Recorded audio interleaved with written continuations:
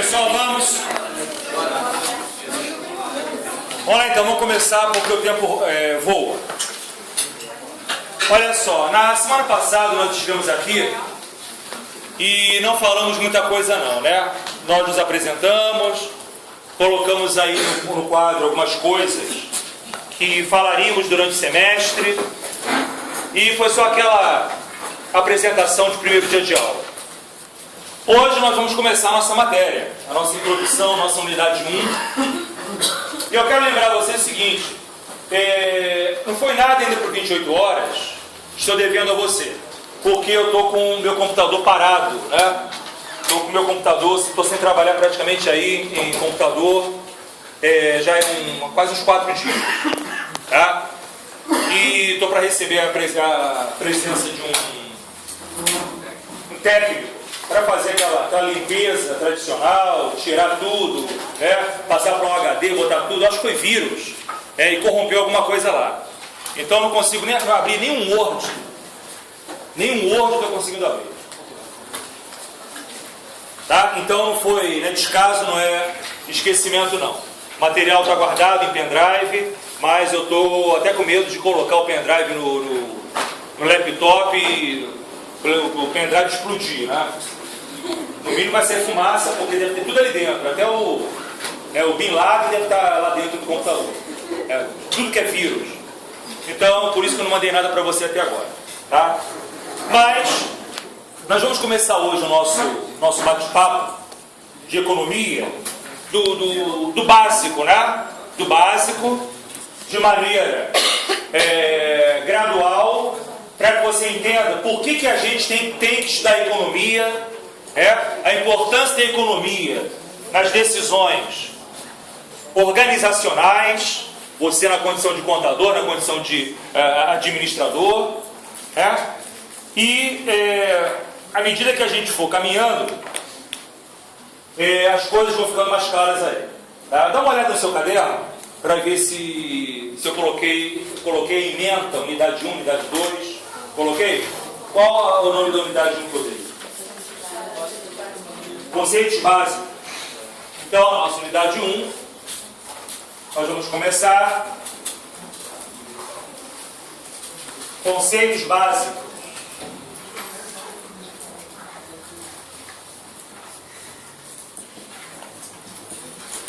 O que nos interessa saber nessa unidade 1?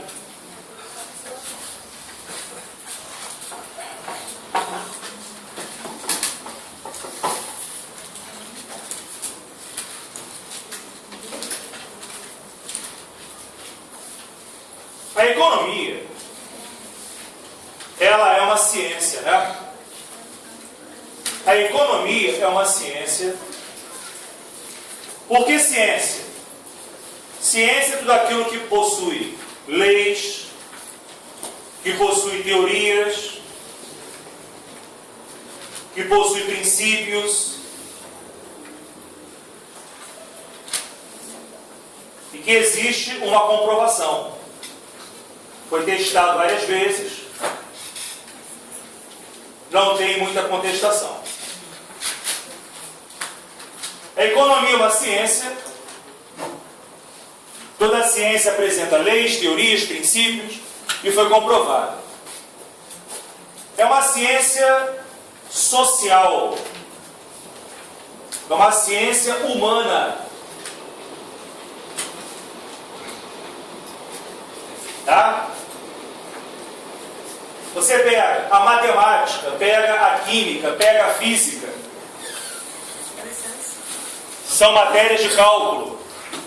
E se você tem cálculo, existe uma exatidão. Então, matemática, física, química são ciências exatas. Você pega a medicina, a psicologia, a enfermagem, essas ciências que envolvem o corpo humano são ciências médicas. Você pega a filosofia, você pega a história, você pega a própria administração, a própria contabilidade, são ciências que verificam a produção que acontece a nível de produção humana. Então, você pega, por exemplo, a filosofia, você pega a antropologia, você pega a história. Isso aí é a história do homem, né? Filosofia, o pensamento filosófico. Você pega a antropologia, o que a antropologia estuda? A cultura do homem, folclore, aquela coisa toda. O antropólogo estuda isso. A história estuda os feitos do homem, do passado, do presente, para entender o futuro. Então, tudo aquilo que envolve a ação do homem é uma ciência o quê?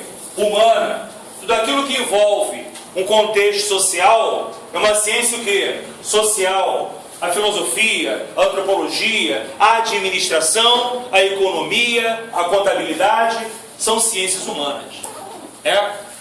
Você que é administrador, o administrador, dentro lá da empresa dele, a administração, ADM, o administrador, dentro lá da empresa dele, o que ele faz?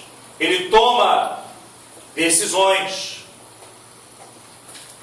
O administrador, ele estuda 4 anos para um objetivo só, entre outras coisas, tomar decisões. Se vai vender, se vai comprar, se vai admitir, se vai demitir, se vai gerenciar, se vai cortar custos, está tomando decisões. Dentro das empresas, dentro das organizações. Então não é uma produção do homem dentro de uma estrutura empresarial, então é uma ação humana. Logo, a administração é uma ciência humana. A contabilidade. Dentro das empresas, existe aquele fiscal. Existe aquele cara que organiza e gerencia, toma conta do patrimônio. O patrimônio aumentou, o patrimônio diminuiu. E ele anota e acompanha isso através de relatórios e através de demonstrativos. Esse é o contador. O contador, ele é o quê? Ele é um guarda, ele é um vigia do patrimônio, da riqueza da empresa. Ativo, passivo, quanto que deve a terceiros, quanto é meu, quanto é dele, deu prejuízo, deu lucro. É uma ação do homem dentro de uma organização empresarial. A contabilidade é uma ciência humana. É a economia. A economia ela é uma ciência social humana que analisa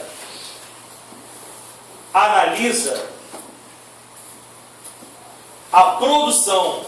Olha a palavra-chave, a produção de bens e serviços em uma economia.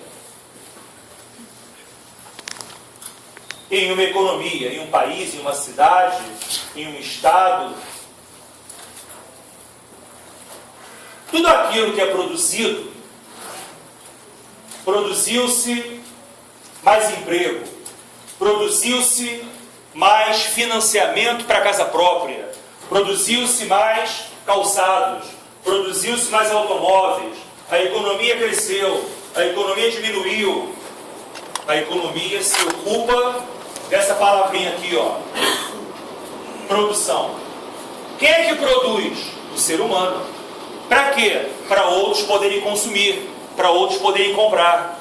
Se a economia ela analisa a produção de bens e serviços, quem é que produz? O ser humano, para outros seres humanos. Então a economia é uma ciência humana, é uma ciência social. É uma ciência social humana, analisa a produção de bens e serviços. Qual é a idade da economia, hein? A idade da ciência econômica. da ciência econômica.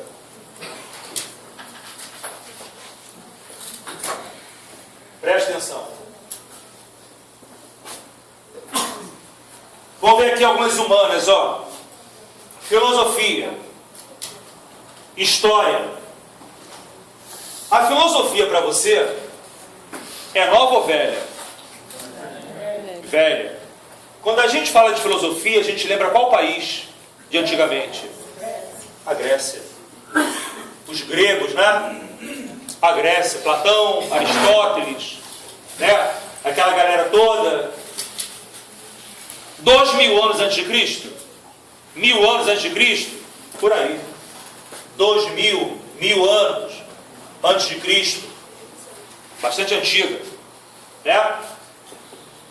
A história é velha ou nova? É velha. A pré-história, 4000 anos antes de Cristo. A história verdadeira registra que lá na China antiga, 10.000 anos antes de Cristo, já tinha gente vivendo lá, comercializando por lá, Rio Amarelo, Rio Azul, né? Então, a história, 4.000 anos de história. A administração é nova ou velha para você? Veja bem. Veja bem. Eu estou falando de ciência. De ciência. Você vai encontrar na construção das pirâmides toda uma organização, toda uma administração daqueles escravos puxando as pedras para poder organizar, toda uma hierarquia lá do Império do Faraó. Mas não é dessa administração que quem está falando. A ciência administrativa, ela não existia naquela época.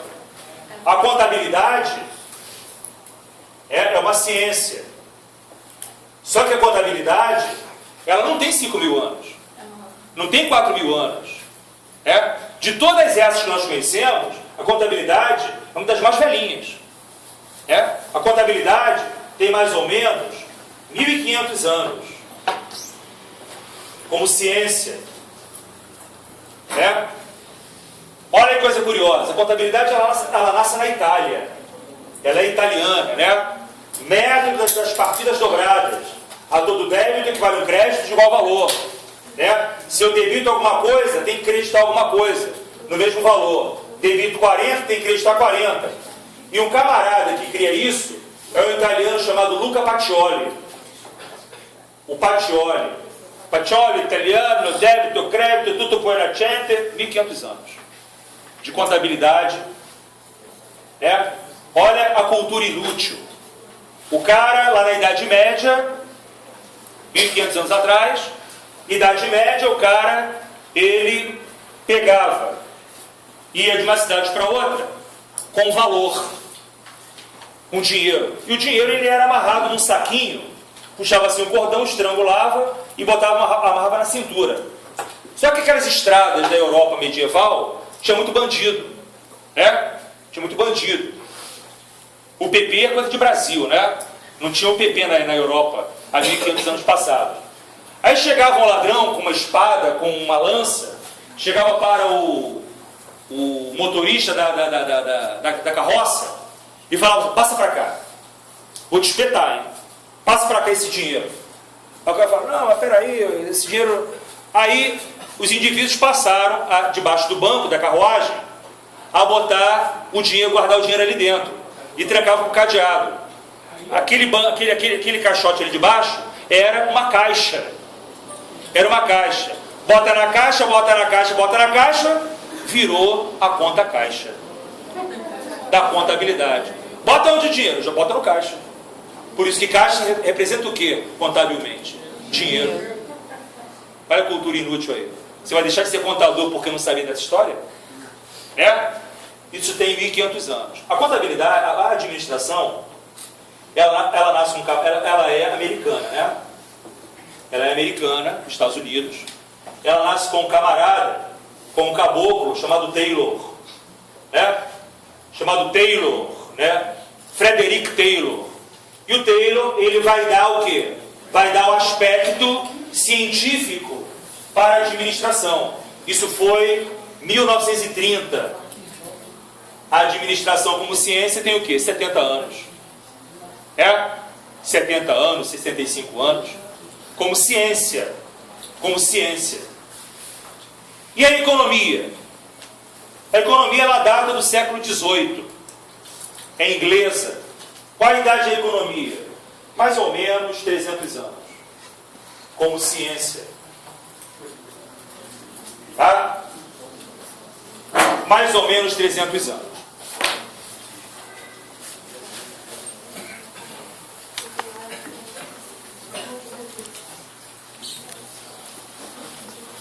Acho importante falar nisso que eu vou falar agora. Ó.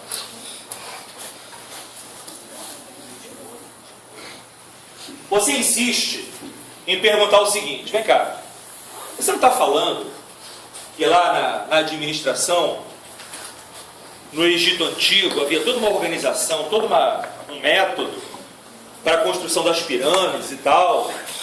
Então já não havia um princípio administrativo naquela época?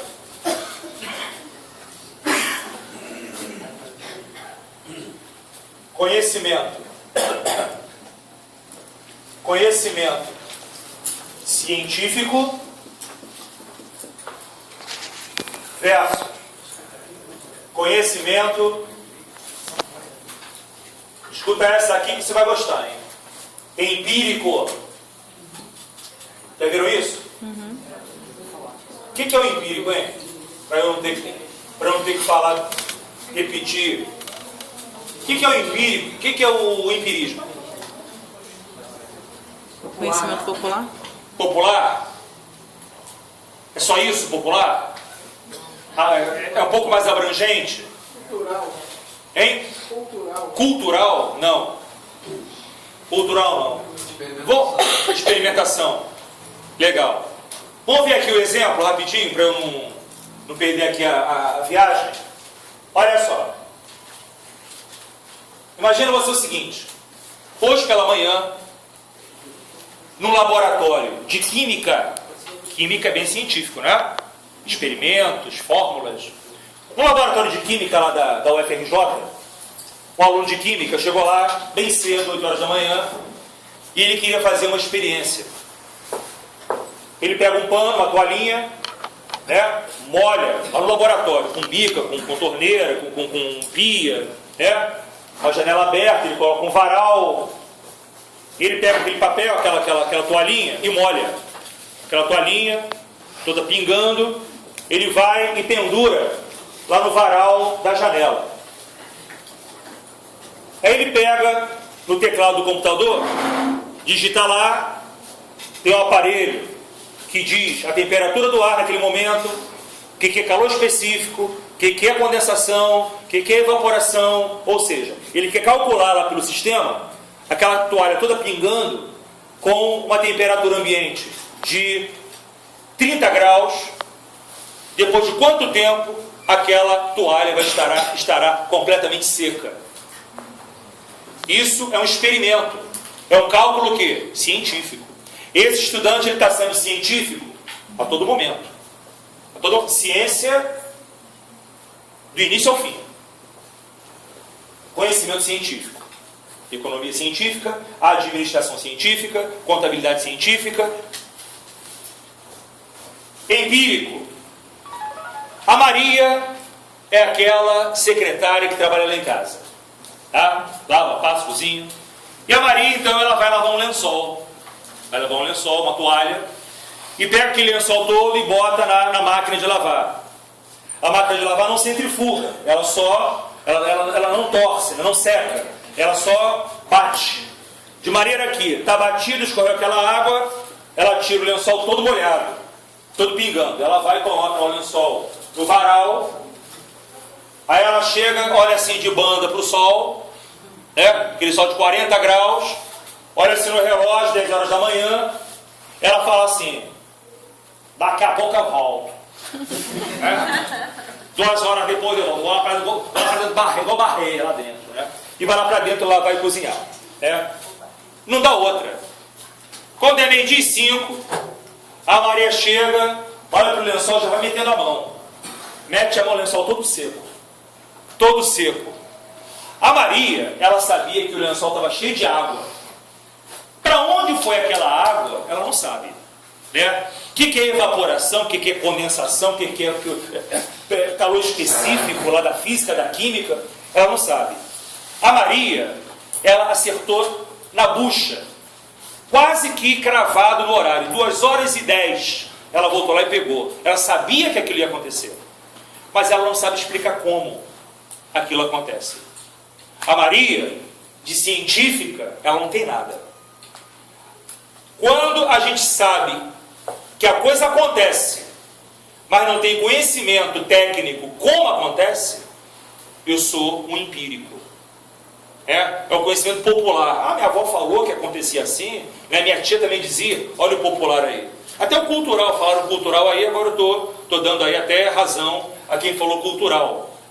O empírico, ele aprende por um processo de tentativas repetidas. Fiz, não deu certo. Fiz, não deu certo. Fiz, não deu certo. Quando a gente casa, a gente vai fazer o primeiro feijão da nossa vida. O primeiro feijão da nossa vida. Aí, a mulher, ou o homem. A mulher sabe fazer feijão legal, o homem não sabe não. Aí eu vou fazer o feijão, aí a mulher não está em casa. Aí eu coloco 1 quilo de sal no feijão.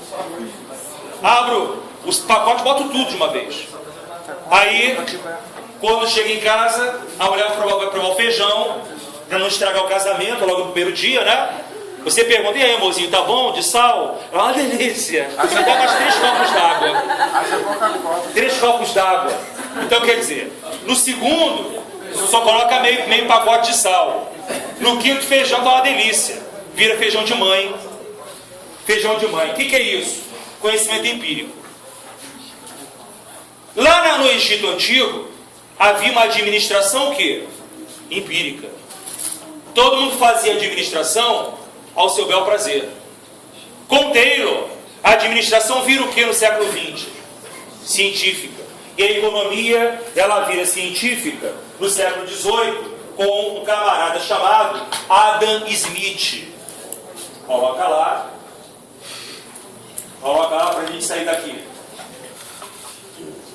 Adam Smith,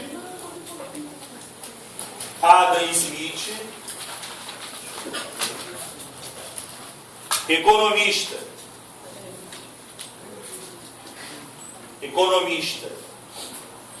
Inglês. Na verdade, Smith era escocês, né?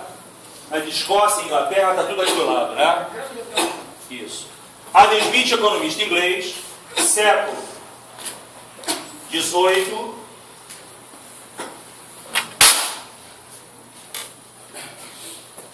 Dá um caráter científico,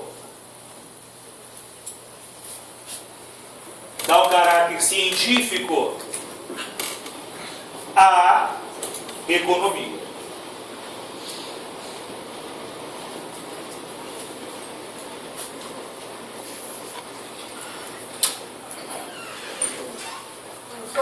Sim. Por exemplo, nessa economia, criou essa economia, a ciência. Ele usou várias ciências combinadas. O que leva à economia?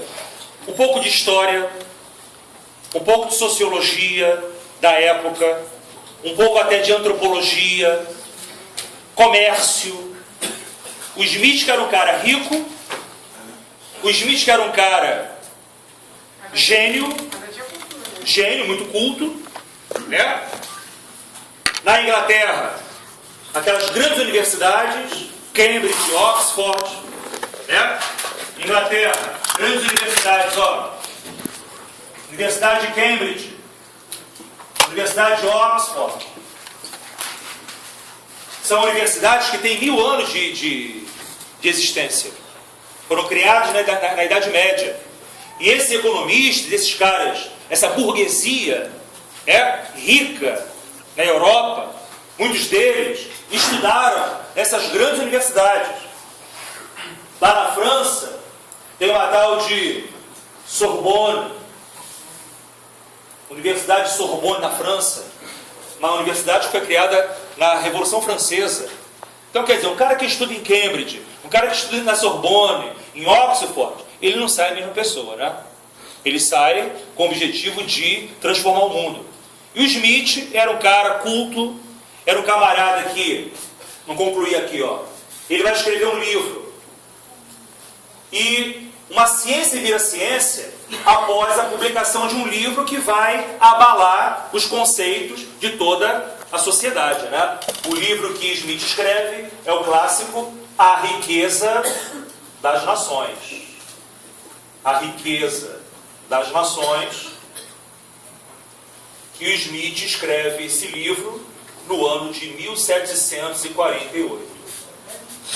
A primeira edição do livro, hoje a Saraiva, né? Com a tecnologia das máquinas, né? Offset, impressões de altíssima fidelidade. Você vai na Saraiva hoje, compra um Riqueza das Nações, um livro de edição assim, ó, tá? E foi traduzido e tal, versão portuguesa, língua portuguesa. É um livro muito interessante, tá? Então, só para pegar o gancho da tua pergunta, o Smith, o que culmina, o que dá origem ao conhecimento econômico? Muita história, muita sociologia, muita antropologia. E o Smith tinha conhecimento de quê? De antropologia, de história, né? De história natural, de sociologia. Tá? É claro que muita coisa mudou daquela época para cá. Naquela época não havia internet. A Inglaterra era a grande economia do mundo, hoje é Estados Unidos, percebe? Então, a economia ela ganha um caráter econômico, científico, a partir da publicação do livro de Smith, chamado qual? A Riqueza das Nações. Tá legal? Vamos lá então. Posso pagar aqui? Então você já sabe que a economia é uma ciência.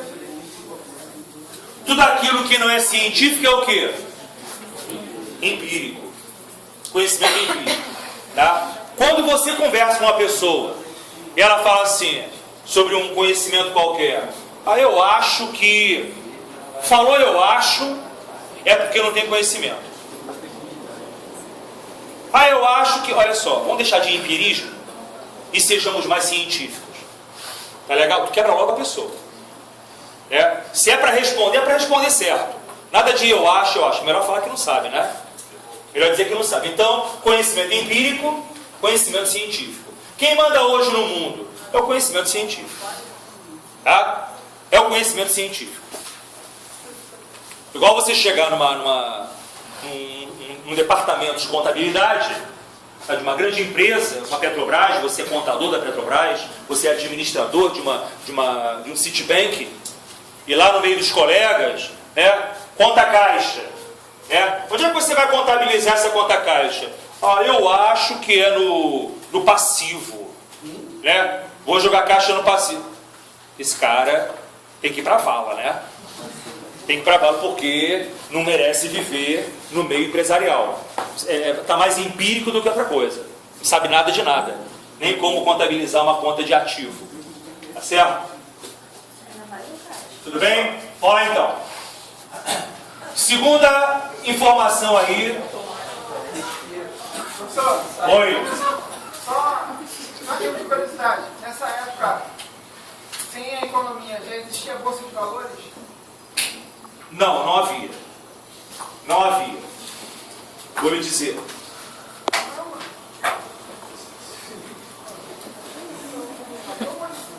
O colega que perguntou o seguinte, se havia nessa época, isso quando? Na época do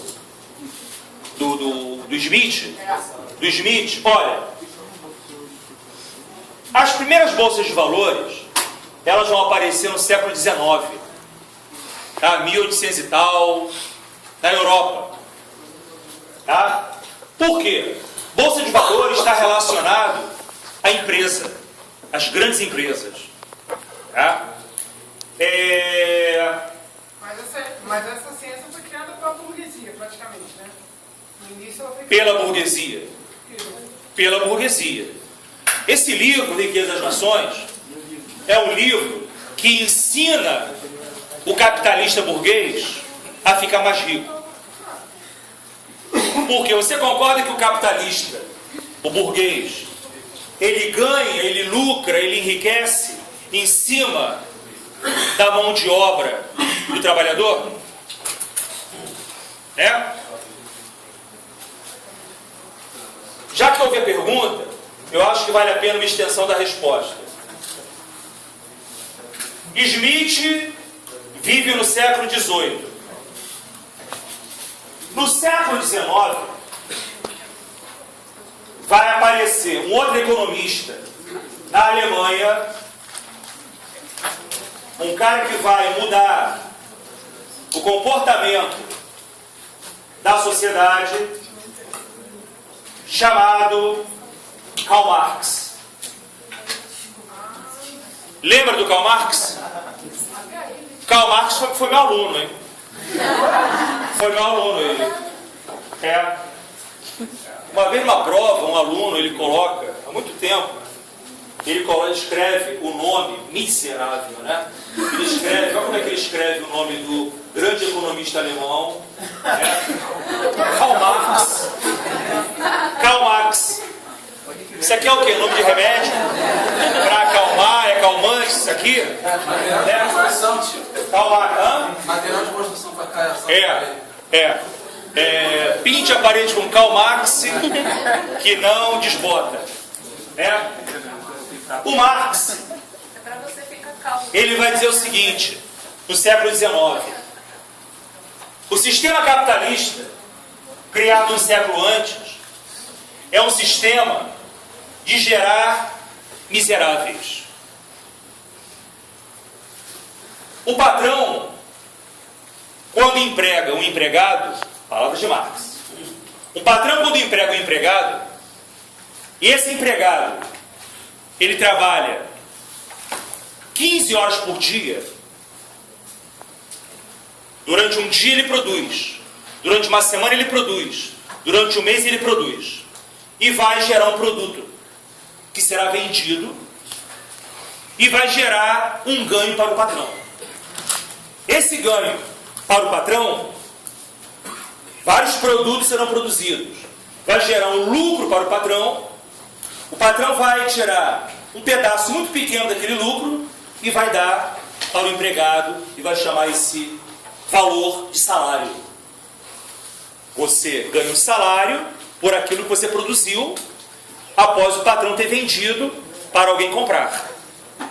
Você trabalhou 15 horas no dia, multiplica isso por mês. Quantas horas você trabalhou no mês? Porém, Marx prova isso matematicamente, já que ele era economista.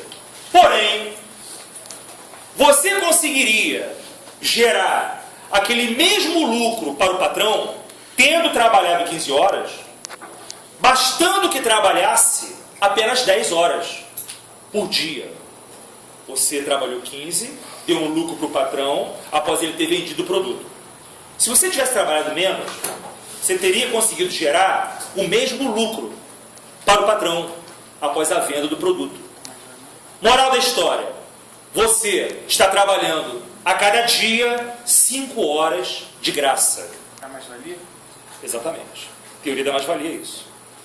O dono do capital, ele se apropria da tua força de trabalho e você trabalha horas e mais horas de graça enquanto você produz mais e o patrão enriquece mais em cima de você. Ele falou muito bem aqui, ele já deve ter visto isso. Essa teoria é a chamada teoria da mais-valia. Por isso que ninguém nunca viu um socialista fazendo hora extra no trabalho, porque só faz agravar mais ainda a questão da mais-valia. Que teoria da mais-valia é essa de Karl Marx? O patrão se enriquece cada vez mais quando você trabalha uma hora a mais, outra hora a mais, outra hora a mais, ele se apropria dessas horas que você trabalha e lucra em cima de você. E o teu salário fica o mesmo.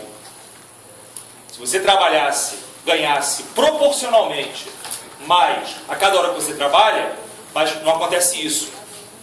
Quando vem o patrão e fala, eu te pago R$50 cada hora que você trabalhar, dá vontade de falar assim, pega esses R$50 e assua teu nariz.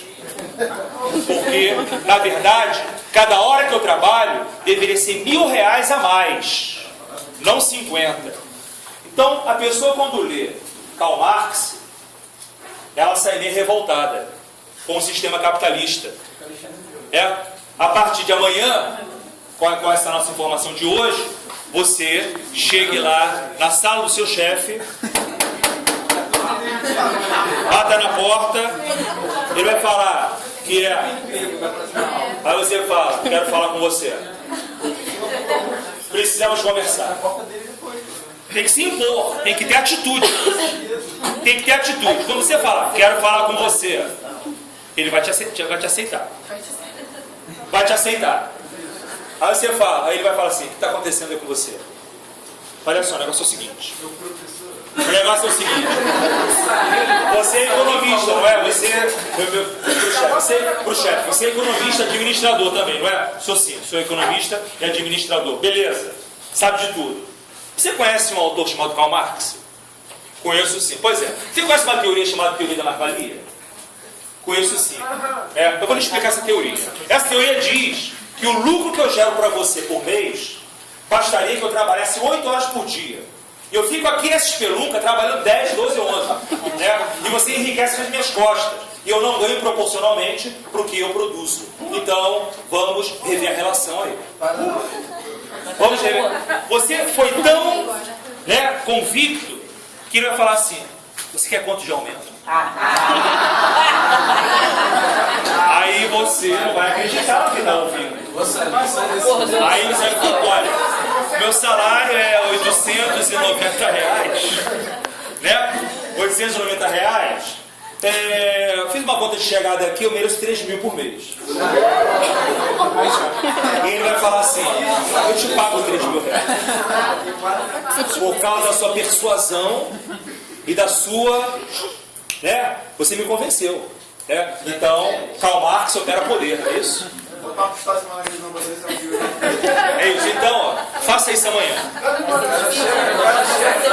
Você fala que quer R$3.000, o cara chega e fala R$3.000 para seguro de vida, mas o carro da tua porta, aí você vai chegar aqui, que isso? Tá de sacanagem, né, pra sua cara, mas quem começou foi você. Não. Se ele fala quem começou foi você, você fala, então prossiga. Então prossiga e pode mandar um aviso pro DP. É isso? Então, Marx é um camarada polêmico, né? Quer dizer, a economia ela vai nos dar muita informação. Foi daí que nasceu o tal do socialismo utópico. Exatamente. Não, utópico não, o científico. De Marx nasce o socialismo científico. O utópico vem antes deles. Antes dele. Mas é uma outra história, né? É uma outra história, deixa isso pra lá. Tá? Riqueza das Nações, século XVIII. Já que falamos dele, qual o livro que ele escreve? O Capital. O Capital é o livro de Karl Marx. Depois que você lê o Capital, você não será mais a mesma pessoa. Não será. Por isso que o Capital é um livro perigoso, né? Um livro perigoso.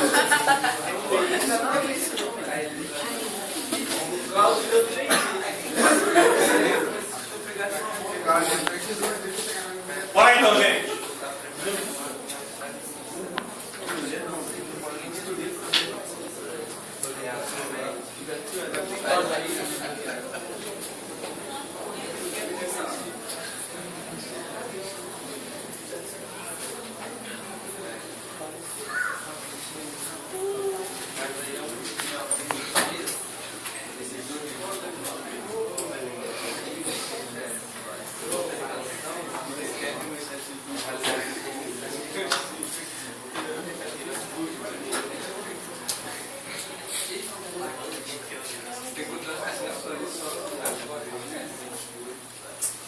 Agentes econômicos, vamos lá. O que são os agentes econômicos? São os elementos que participam da economia. São em número de 4. Primeiro deles, os consumidores. Os consumidores. Depois, as empresas. As empresas também são chamadas de firmas. As firmas. As empresas. Terceiro agente econômico, o governo. O governo e o que não é consumidor brasileiro, o que não é empresa brasileira, nem governo brasileiro, está lá fora. Então é setor externo da economia. Setor externo. Setor externo também pode ser chamado de resto do mundo. Resto do mundo. O que não é Brasil é o resto.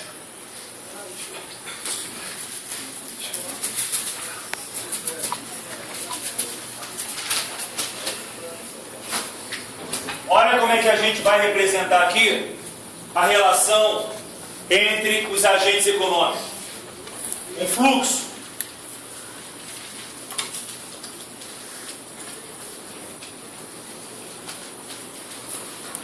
Os consumidores, que eu chamo de C, consumidores serão C, as empresas, firmas serão F, o governo será G, o setor externo SE. Consumidores, aqui as firmas, aqui o governo, e o que está lá fora é o resto do mundo. Setor externo. Esses agentes econômicos, eles se relacionam entre si em uma economia? Se relacionam. Cadê nós aqui? Estamos aqui, ó. Somos consumidores. A carioca está onde? Está aqui. A firma. Governo. Estadual, municipal ou federal. As 3 esferas do governo. Ó. Governo federal, governo estadual ou municipal. Presidente, governador e prefeito. Tá? Vamos ver rapidamente como é que esses agentes se relacionam entre si. O fluxo econômico, né? O fluxo de uma economia. Consumidores se relacionam com empresas? Sim. Eu sou um consumidor e comprei um bem, uma geladeira da Casa Bahia. A Casa Bahia é empresa, a empresa me vendeu um bem para eu que sou consumidor. O bem saiu da empresa e foi para o consumidor. Uma empresa, ela pode vender também um serviço. Um consultório dentário é uma empresa. Fui lá, fiz a obturação, a empresa me vendeu um serviço. Serviço odontológico. Eu, consumidor, dei o que para a empresa? Dinheiro. Dinheiro. Comprei a geladeira. Paguei o dentista? Paguei dando dinheiro lá. Empresa, consumidor, consumidor, empresa. Você concorda que os consumidores são as famílias? Você concorda que os consumidores são os trabalhadores? Consumidores, famílias, trabalhadores. Você concorda que um consumidor, ele pode ser o consumidor daquela empresa que ele trabalha? Imagina que o cara seja um trabalhador da Casa Bahia. Ele pode comprar geladeira na própria Casa Bahia? Pode. Ele pode comprar geladeira na própria Casa Bahia. Então, o cara... Oi? Até o plano dentário também pode. Pois é. Então ele é um trabalhador, é um funcionário da empresa. O que ele, na condição de trabalhador, ele está vendendo para a empresa? A mão de obra dele, não é? Ele é um trabalhador, ele está vendendo para a empresa a mão de obra. Se esse consumidor for um funcionário, trabalhador da empresa, ele está vendendo, dando não, está vendendo para a empresa a sua mão de obra. E a empresa está dando o que em troca para ele? Salário. Salário. Ah. Isso. Salário, benefícios. Salário é uma coisa, benefício é outra. Então tem um salário aqui. Ó. A empresa pagando o funcionário salário, que pode ser consumidor da própria empresa onde trabalha. Consumidor, empresa, empresa, consumidor. Está fechada a relação desses dois agentes econômicos.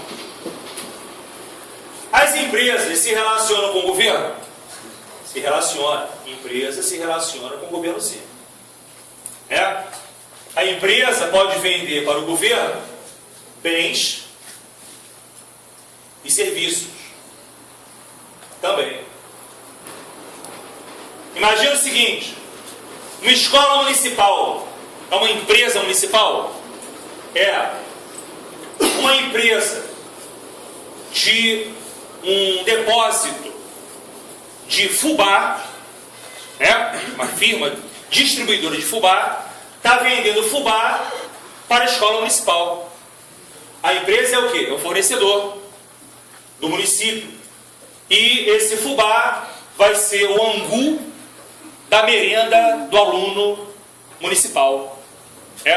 Aquele angu, aquela merenda escolar, é o feijão, é o ovo, é o frango. A empresa, ela está vendendo para a empresa municipal. Se for estadual, a mesma coisa.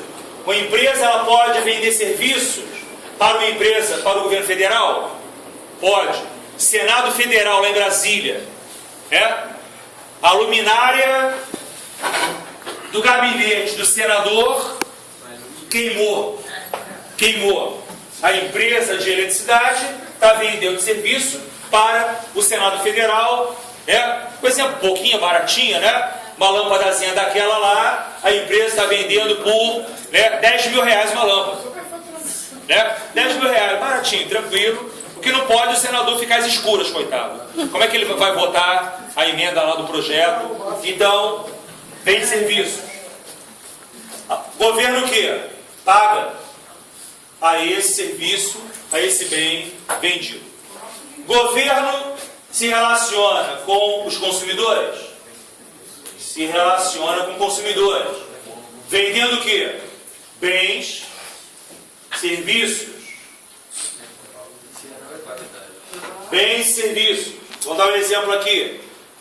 Banco do Brasil é governo? Banco do Brasil é governo. Eu sou um consumidor.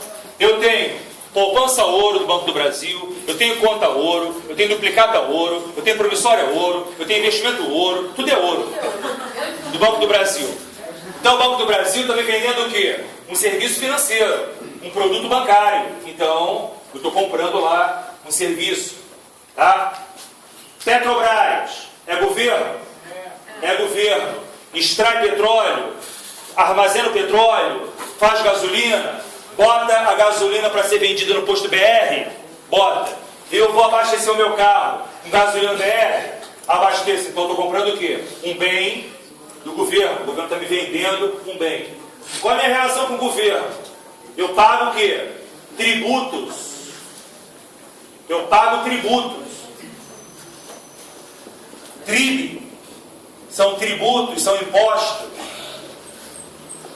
que eu pago ao governo. O governo, ele sempre arrecada tributos, nunca paga. Bom, quando a gente fala tributos, é tudo, Impostos, taxas, contribuições de melhoria, tributos.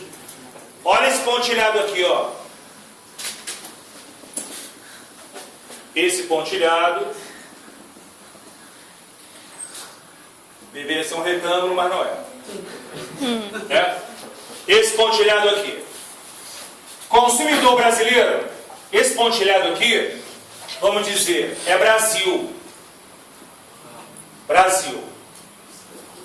Consumidor brasileiro, empresa brasileira, governo brasileiro. O que está fora do Brasil é o quê? Setor externo. Tudo aquilo que está dentro do Brasil, eu digo que é a minha economia interna. Tudo aquilo que está fora é minha economia externa. Então, economia interna. Economia interna. Para fechar, aqui eu tenho uma empresa brasileira. E esse empresário, ele produz sapatos. Um sapato de altíssima qualidade, bacana, né? Que ele quer vender por R$200. Você concorda que esse empresário aqui, para colocar o sapato dele lá fora, nos Estados Unidos, na França, para ele vender lá para fora, ele tem que informar o governo que ele vai vender o sapato dele para o exterior?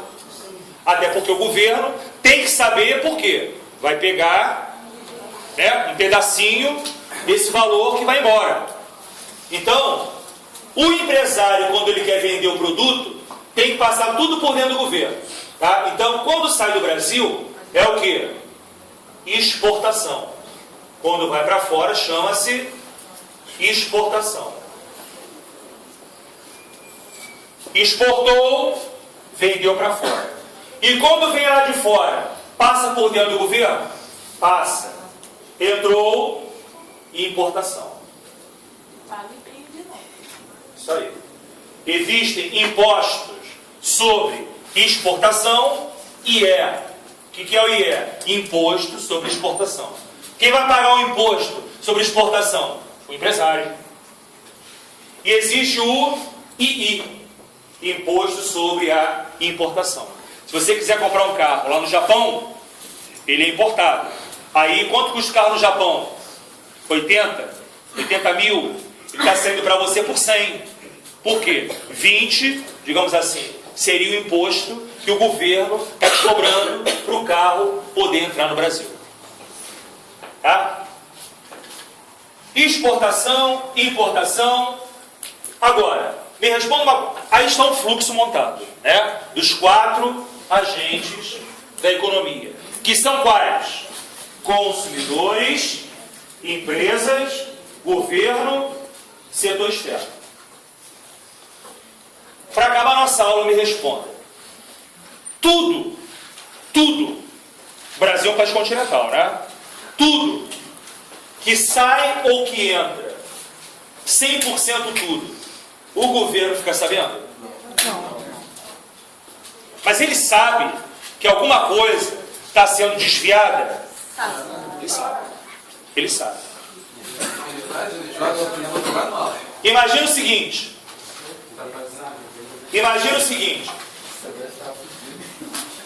Setor externo. Paraguai. Paraguai é setor externo, não é? É resto do mundo? Também é resto do mundo. Como é Estados Unidos e França. Tá? Aí, Paraguai, Brasil, Rio Paraná, separando, lá em cima, a ponte da amizade que liga os dois países. Né? Aqui eu tenho a guarita da Polícia Federal Brasileira, aqui eu tenho a guarita da Polícia Federal Paraguaia. E uma hora dessa, quase 11 horas, o agente da Polícia Federal está lá dentro da guarita, jantando, vendo lá o seu programa, na televisãozinha lá dentro da guarita. É filho de Deus, concorda? Ele tem que ver televisão também. Ele tem que ver televisão. Aí do lado paraguaio, tem lá um camarada, lá em cima da ponte, e lá embaixo um barco, e o cara jogando lá bagulho lá pra baixo. Tá jogando bagulho, né? Pega esse, pega aqui, vem mais pra cá, vai cair na água. Chega pra cá, chega pra lá. Aí o barco encheu e vai lá, chegou do lado brasileiro. Nessa escuridão, no meio da mata, o cara vai, começa a desembarcar aquelas caixas. Aí, de repente, Polícia Federal Brasileira, com a lanterna em cima, chega e fala: todo mundo parado aí. Contrabandista. Todo mundo parado aí, mãos pra alto. Aí os camaradas: calma, seu guarda. Calma, seu polícia. Abaixa a arma. Abaixa, que violência. Chamou a gente de quê? Contrabandista. Não, a gente não é contrabandista, não. A gente não é... E o que é isso na caixa aí? Isso aqui são valores não contabilizados somente. São valores não contabilizados. O que é isso aí? Ó, aqui nós temos brinquedo, nós temos aqui roupa, nós temos aqui roupa de cama, nós temos aqui calçado, nós temos tudo isso aqui. Olha, vocês estão presos. Mas espera aí, vamos conversar, olha só. Esses produtos, eles serão negociados, serão vendidos, comercializados nas principais cidades do Rio de Janeiro: São Paulo, Belo Horizonte, Cuiabá, Mato Grosso, Fortaleza. Então é o seguinte, olha que esse brinquedinho aqui, ó. Quando o senhor liga esse brinquedinho aqui, ó, ele anda sozinho, ele fala sozinho. Isso aqui vai dar alegria para sua criança. Entendeu? Enquanto esse produto aqui no Barra Shopping é vendido a R$500, na mão do camelô sai 50.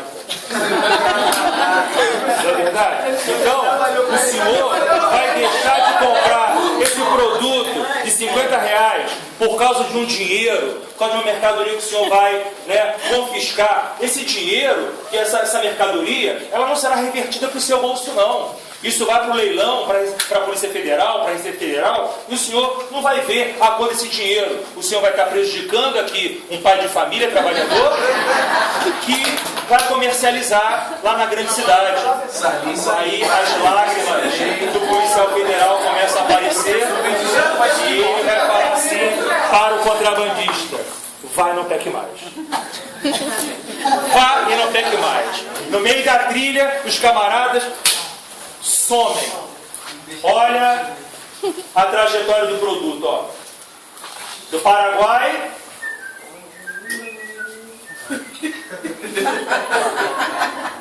chegou. O termo contrabando, o governo não ficou sabendo disso aqui. Não foi cobrado o quê? Não foi um imposto sobre importação. Entrou no Brasil, mas o governo não viu esse dinheiro. Então, a palavra contrabando, não sei nem a origem da palavra contrabando. Mas no direito tributário, essa entrada ilegal aqui e a saída ilegal também são chamadas de descaminhos. São os descaminhos, olha lá. Descaminhos. Quando você ouvir falar de descaminhos, é o produto que entra ou que sai sem o conhecimento, sem a aquiescência do governo, e o governo deixa de gerar tributos, deixa de gerar riqueza, porque o produto ele não foi contabilizado, segundo lá nossos amigos contrabandistas. Tá bom por hoje? Os agentes econômicos. Na próxima aula nós vamos começar teoria que explica o comportamento do consumidor. Vamos começar a teoria da demanda. Tá bom? Teoria da demanda. Tem chamada, não?